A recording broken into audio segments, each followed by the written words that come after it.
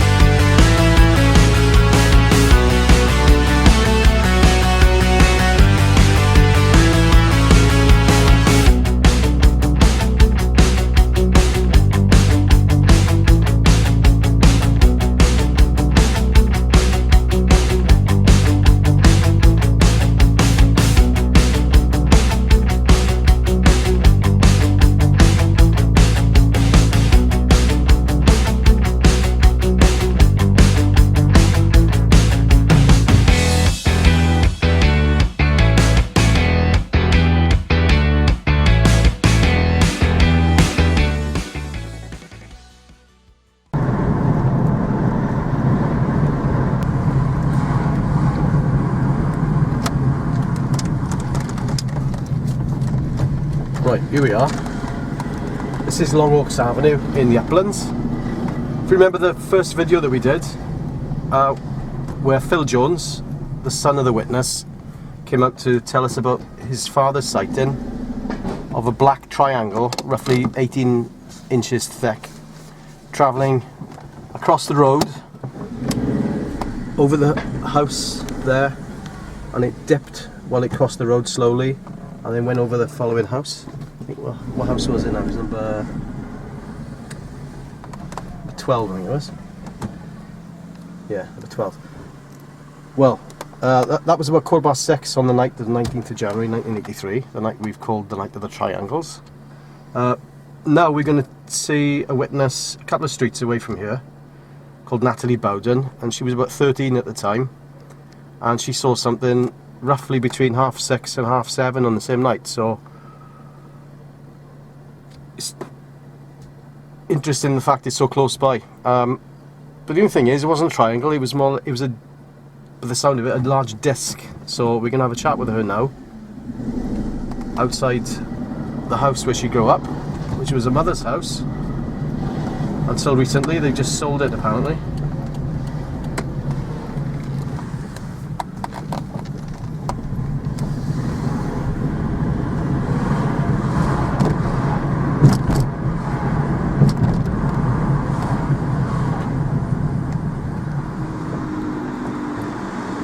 We're going to go across Sketty Road, heading south, which is the same direction of that triangle that Orthoin Jones saw, going over Long Oaks Avenue.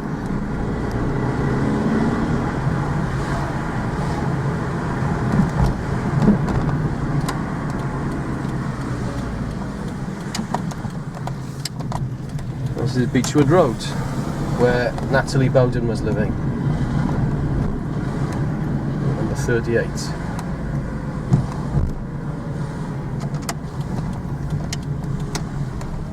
It's 38. Yep. I'll park this side. There's Steve.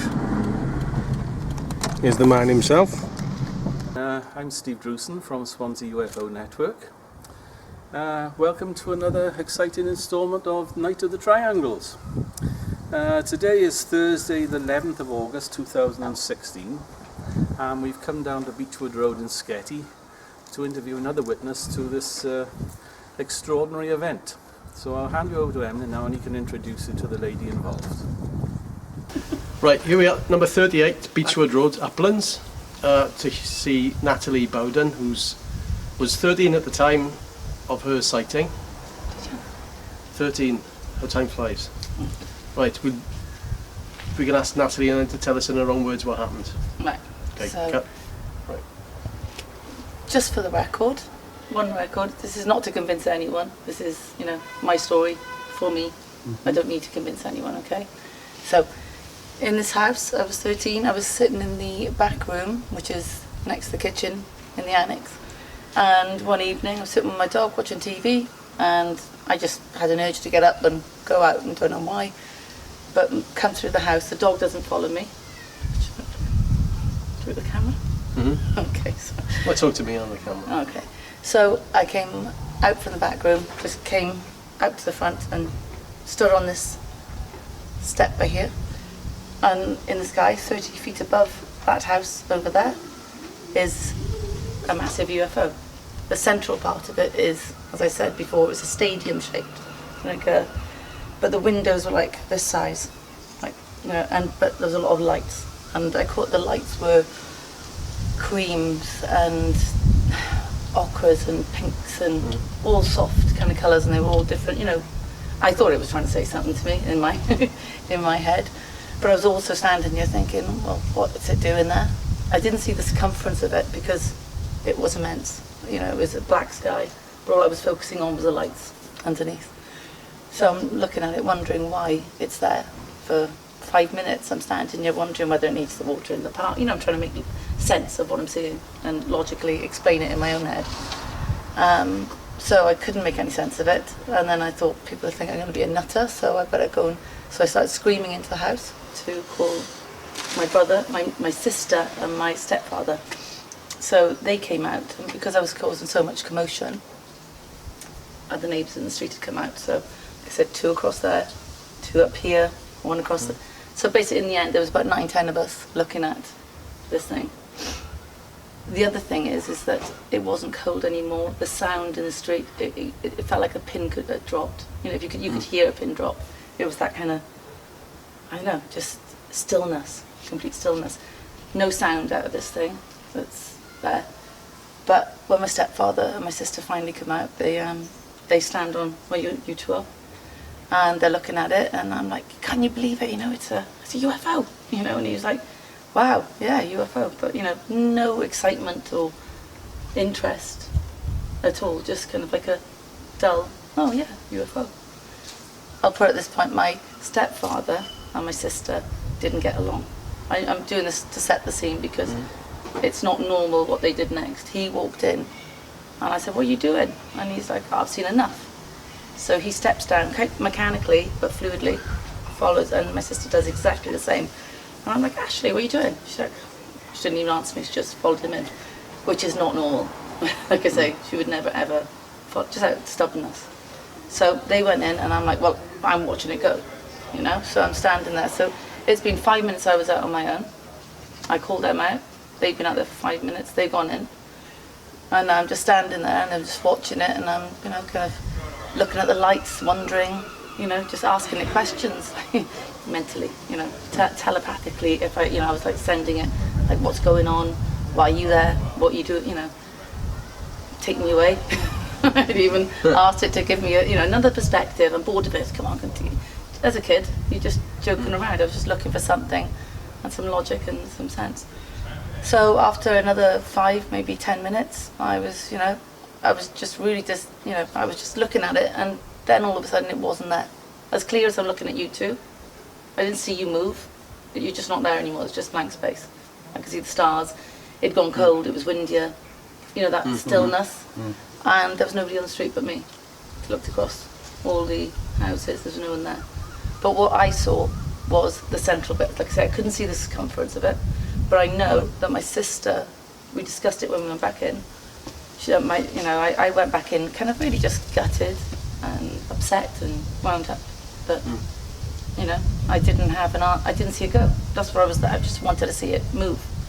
And so I went in, and my stepfather, being the joker he was, said, did you see your UFO go? And I was like, your UFO? And I'm like, no. I just couldn't make any sense out of it. And my sister, had said that she didn't, we didn't discuss it. That's the weird thing about all this, is that we didn't discuss it with the neighbours ever again. Nothing was discussed the next day. No one talked. The next morning, or the next, my stepfather got the newspaper, the Evening Post, and I just opened it on a page and went, there's your UFO, and it said satellite out of orbit in big letters, I think. So there's a little story there. Big letters, satellite out of orbit, or satellite, I think it said. And that's what I remember, just big block saying satellite, and I was like, yeah, as if, but that was all he you know, it was almost like a kind of joke, and it became a joke that what we saw between us until it was never discussed again. I mentioned it to my friends. I mentioned it to on certain occasions, if ever that the subject came up, and people think I'm nuts. So there you go. So you just don't discuss it so much anymore. But the following week, like I say, after that Russian satellite out of orbit, I read the article, and it said something about discounting it was a UFO because it was a sat, and I'm like, it was 30 feet. It was, 30 feet. I mean, it was so low. I mean, I could even see. It was 30 feet above the ground or above the house? The house, it was probably about, it was just there. So it couldn't have been, I don't know what I'm looking at, but it was just there.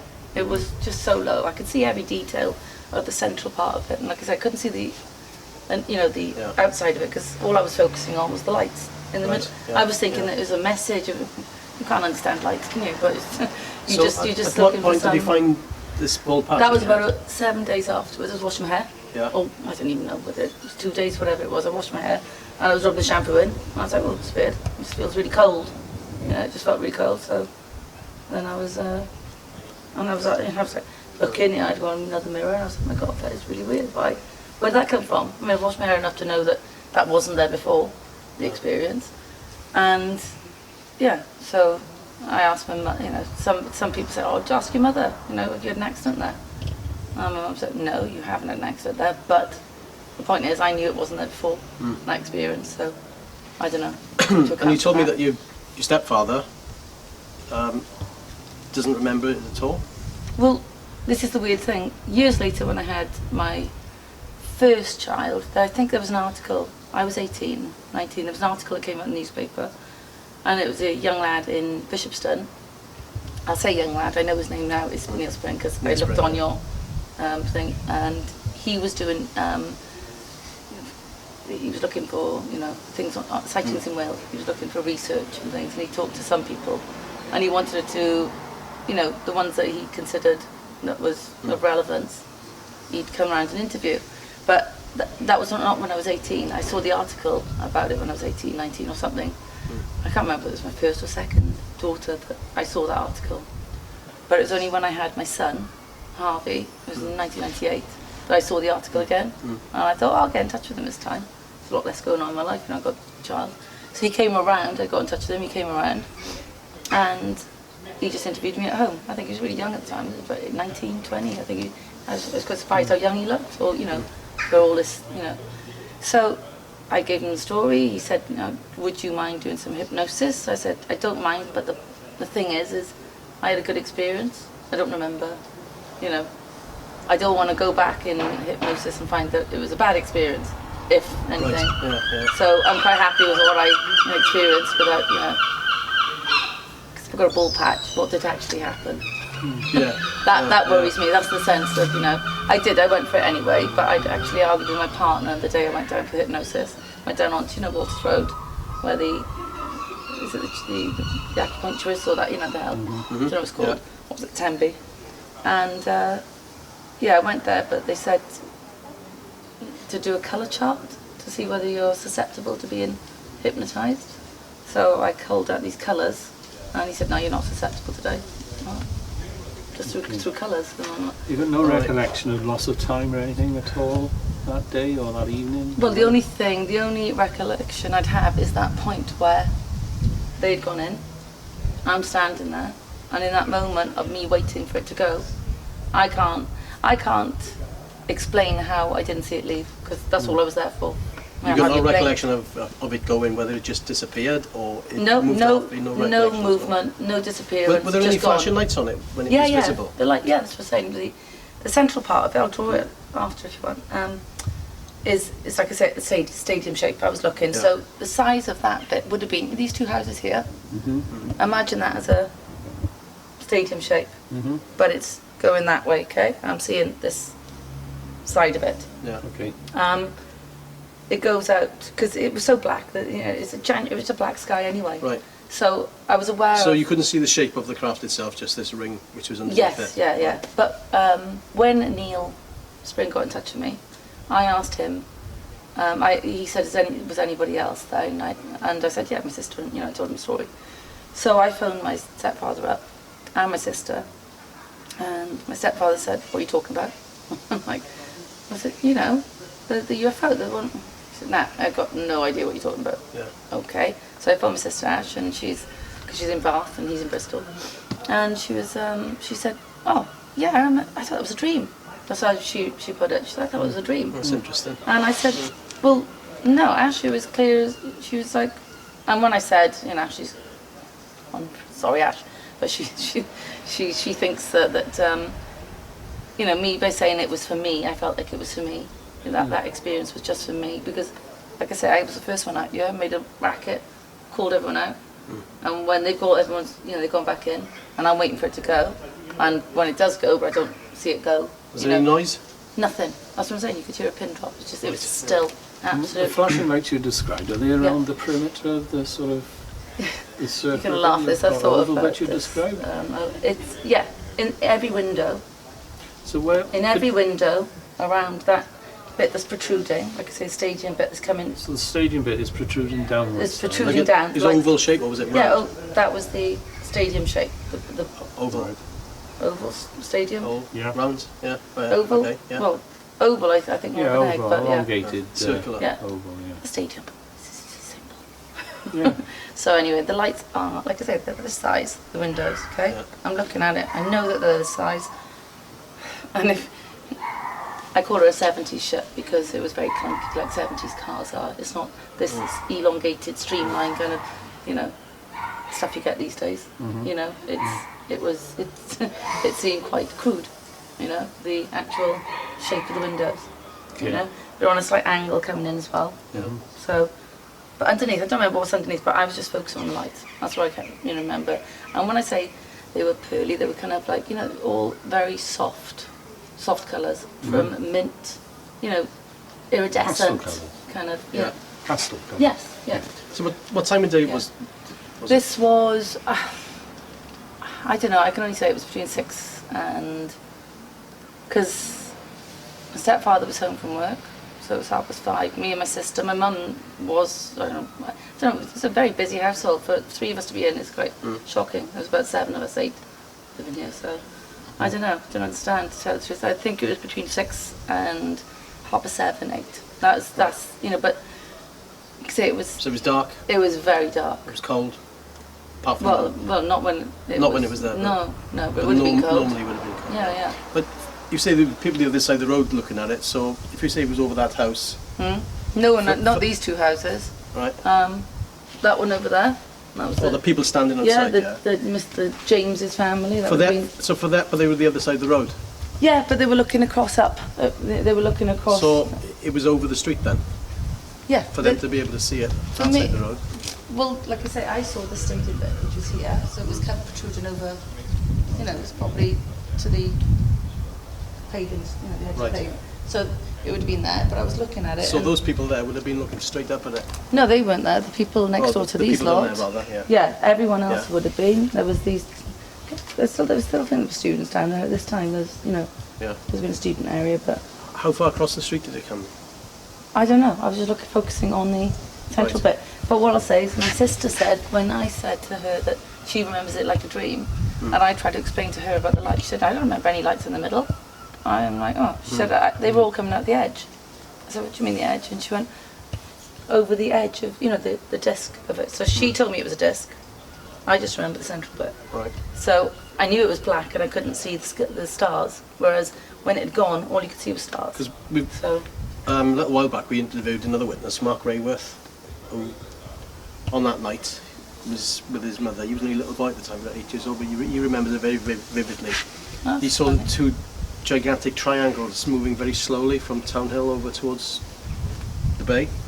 And Okay. what he described was, on each of these big triangles was a ring of light underneath. Oh. So I'm wondering whether your ring, your stadium shape Central part. part of it, could have been part, because you said you can't remember the shape of it, it could have been, I don't know the shape of it. I can't say. it's just conjecture. I'm there, looking. but I'm struck by the similarity because Yeah. he said it was this light ring underneath. Yeah, And I it was at had the full same time. detail of this ring, and I was talking to these lights. I was talking to whatever was inside, and I was asking it, you know, many questions at the time to kind of logically. I was thinking, Yeah. I mean, we've all seen Close Encounters of the Third Kind. We'd all seen, there was like a program on that was called V at the time when I was a kid. So, you know, I had lots of questions for it. And I was like, you know, come on, do you need the water in the park? Do you need, you know, why here? Why now? And what's going on? Why my dog wouldn't come out? You know, and he must have known and sensed something.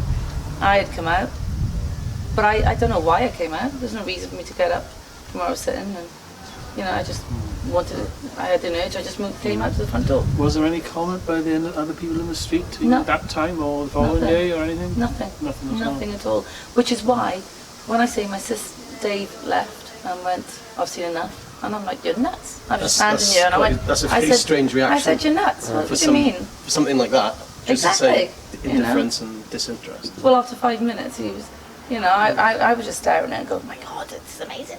You know, I got someone to talk to now.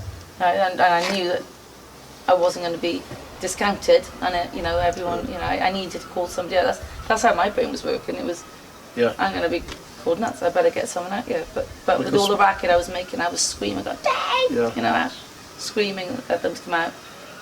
Just in case it went. I was just worried that it just gone. So they came out. He stood there.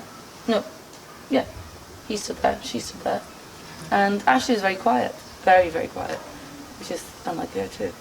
That's I mean, it's out of character. One, for her to follow him in, which makes me feel that the mechanical, the fluid movement they did it is under control. Is a kind. So there is more to it than what meets the eye. There is more to it than the story, but I haven't got any answers. I mean, I've thought about it over the years and thought, well, you know, if they're studying my life in any shape or form, I've had 4 children with no pain at home, no problems. Well, if that's any study, you know. Well, your testament, though, there were many, many witnesses that night. One was only 2 streets up, as you know. Long Oaks Avenue. Yeah, no Long Oaks Avenue. Orllwyn Jones. It's a good Welsh name. Was it? Orllwyn. Orllwyn. He's passed away now, but 4 years ago. But his son has come forward with the story. Hang on, you said he was 8? No, it's a different one. Oh. No, that was Mark Raver. No, this one was just 2 streets up in Long Oaks Avenue, the other side of Sketty Road. Yeah, I know Long Oaks. And he saw a black triangle, about the size of a car, moving over the top of the house. It dipped as it moved across the road at walking pace, and then it went over the other side, heading this way. About the size of a car? Yeah, and it was only about 18 inches thick, this black triangle. And it had projection from each corner with a white light on the end of it. And it was heading this way. There's no way it was that small. No, it's obviously not the same object, but it was within an hour of could have been at the same time. Weird. Your side then. Weird. I just know that it was immense. 6:15. To me, it was immense. That was at 6:15. Timed perfectly because. It would be about right. Yeah, I can't say. Because Orllwyn Jones was yeah. He was a driving instructor, so he was leaving the house at the specific time to pick up the pupil. Right, so he can say clearly. I don't know what it was. One of my ex-partner said that I told him 13 or whatever amount of years ago that I was getting ready to watch EastEnders or whatever time EastEnders is on back then. Ah, right. You know, so but 7:30. Is it? Yeah, I think so. Well, when I was older maybe and I had children, it was my kind of parameter to get the kids to bed, and my day is done when that was on. So if they were all Have in. you ever witnessed anything else or Yeah, ever since? but not like that. Not like that. No. I was walking back from school one day, you know, and I saw, you know, even in Brimwell again, down bottom of Bernard, you know where it goes flat. Burn Street. Bernard Street, yeah, just down there. And I remember looking up to the sky because I think once you've seen something once, you got a kind of a certain, you know, I don't know. If you got the same car, you notice them everywhere. You know, you That's see. right, yeah. So once yeah, that was God when I'd had Dominique. So obviously that was like 6, 7, 8 years later maybe. Yeah, I just saw this kind of thing that was moving in the sky, but it was this kind of light. So you know when the light was, it wasn't a plane because it was the way it was moving. It was very high up, but it looked like a shiny object, but the light was hitting it. So it was kind of you couldn't clearly see what it was, but it was the movement that I thought it was just hang on, that's going. It wasn't going like this; it was going up. It looked like it was staying still, but then you realised it was getting further away. And then another time was when I had Laurel, which was 1970. 96, 97, 97. Yeah, she was born in 96. It's about a year and a half old.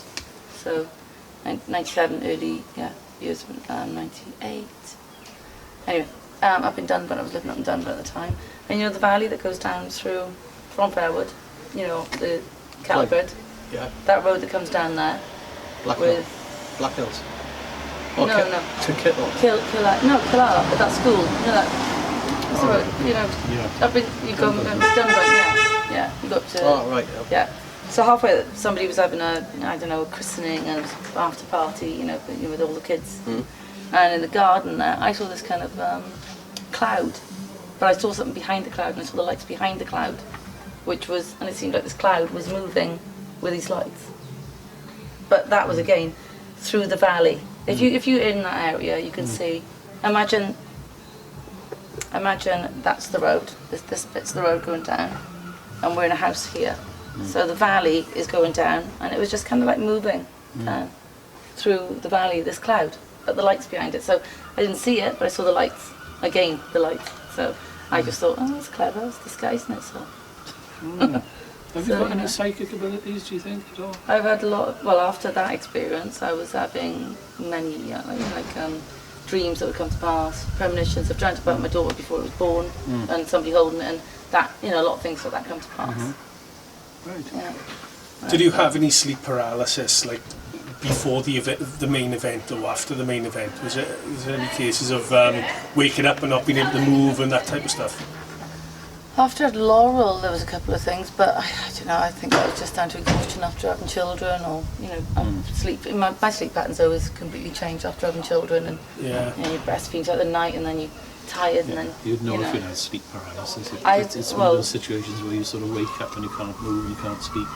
Well, I've had dreams where I've woken up and then, I thought I'd woken up, and then again I've dreamt, and then I've woken up again, and then it's happened 3 or 4 times, and it's just freaky because you think you're awake, and then you realise you're dreaming again, and then, but you can't move, but but that's happened a few times. Going back to the night in question, the people on the street that were looking at it, do you know it? Did you know any of them? Yeah, like I say, people across there, it was family. Duncan was the eldest son, and... Are you still in touch with them? No, God, no, they've moved away. Mrs. Parker down there, well, she's passed away.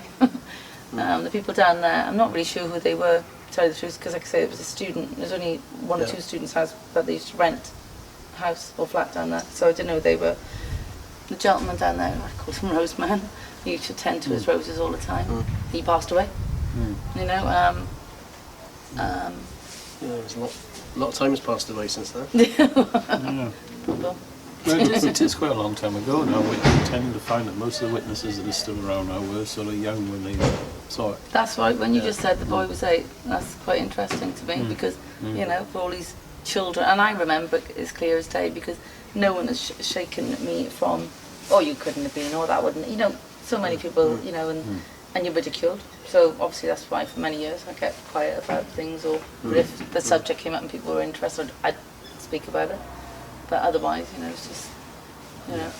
But the, it's Neil Spring, when he came around and we talked about it, that's when I found out, like I say, from Ashley, about the circumference of it. She saw the lights coming out of the circumference. So the first time, I knew it was big because I couldn't see the stars, you know, because when it'd gone, I saw the stars, so it was not that many, it was a very black sky. But from what, you know, like I say, up there, so you don't get any paper free. You don't get any paper? Yeah, I haven't known, but we can draw something before you go. Okay. But when you said that it sort of disappeared, did you actually see it sort of dematerialising out of you? No, or was it just 1 minute and the next minute? Yeah, and that's the bit that annoys me the most, is that I was there from the moment I came out. And like I say, I was the first person out on the street. I make a lot of noise after 5 minutes because I'm talking to it and looking at the lights and thinking what it's trying to say to me through these lights or whatever, you know. That's my mind, that was my mind was thinking, because I'd seen these films and it wasn't the influence of these films. I felt very relaxed about it, being there. I wasn't scared, I wasn't nervous at all. I felt very comfortable. I just wanted to know. I mean, why? Yeah. So I'm staring at it, I'm seeing the lights, and I'm thinking after, you know, I'm studying the shapes of, not just the lights, the shape of the stage. I mean, that's why I can say it so clearly. What I saw, I could draw it, And it could even, you know, I want to say iridescent or pearlized. Those lights, the windows were, it was all pearly. It was kind of like a pulsing light. It wasn't Yeah, just I think lights somebody else has flashing on and mentioned off. this to us about this pearlescent effect on the lights. Yeah, Oh. it was very soft. I can't remember, we'll have to go back and have It a was look at subtle. but, It it's was the very second time we've subtle. had that. Did somebody mention earlier about missing time? After you witnessed it, was there any missing time? No, I asked if there was.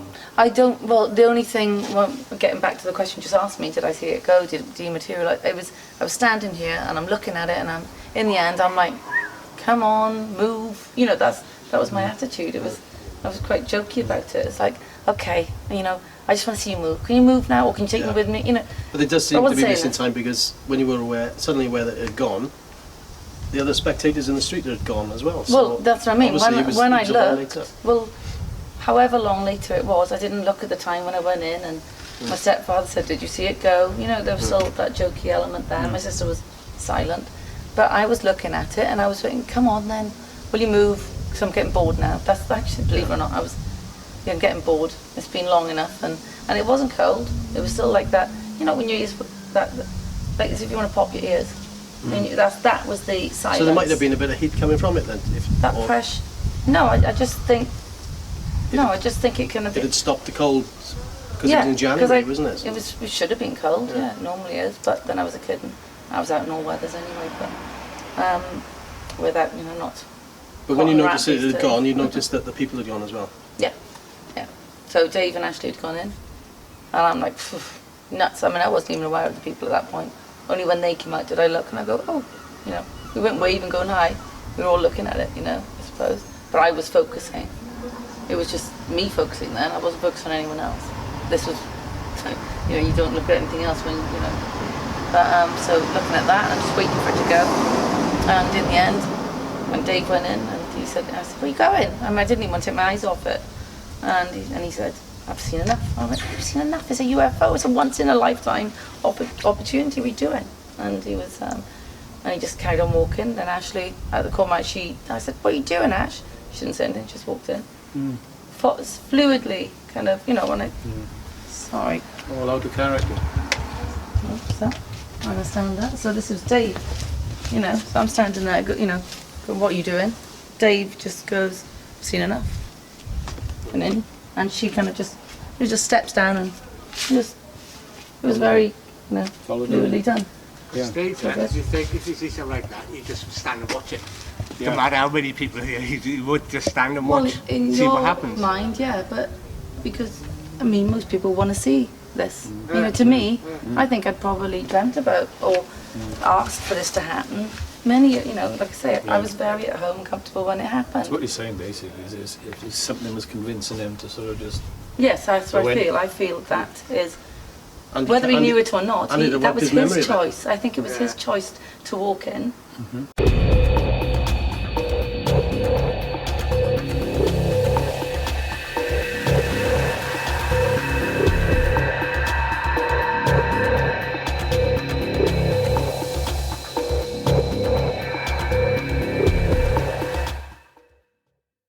So do you want me to explain this?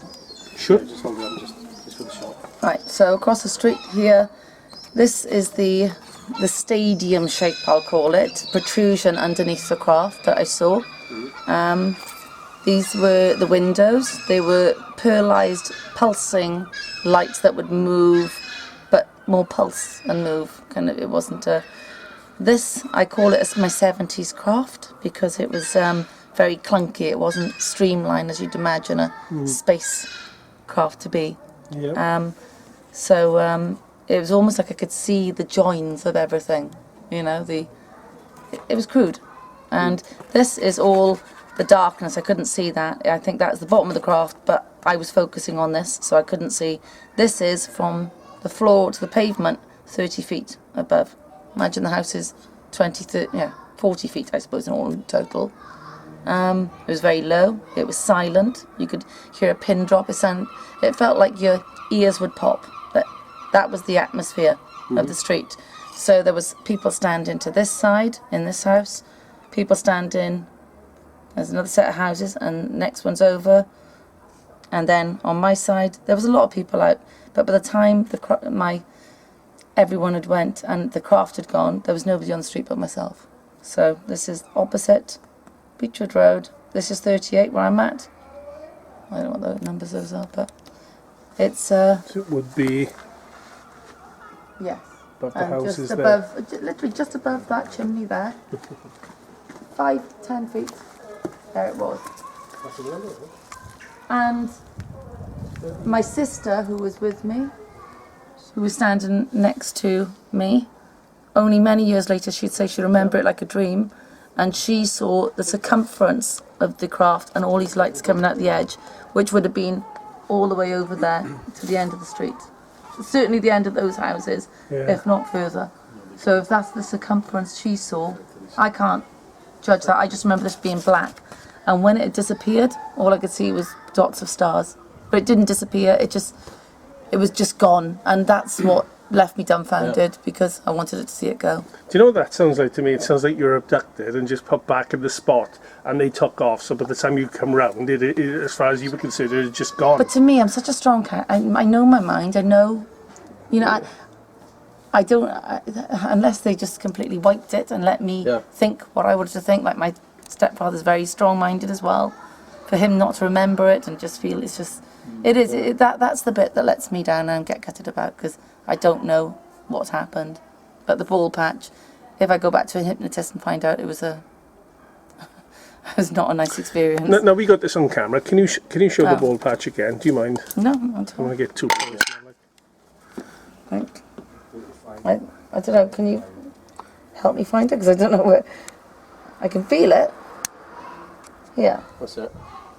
But if you feel it, there is a lump there. Yeah, I can see it. Can you see a lump? I can see it. Yeah, definitely lump there.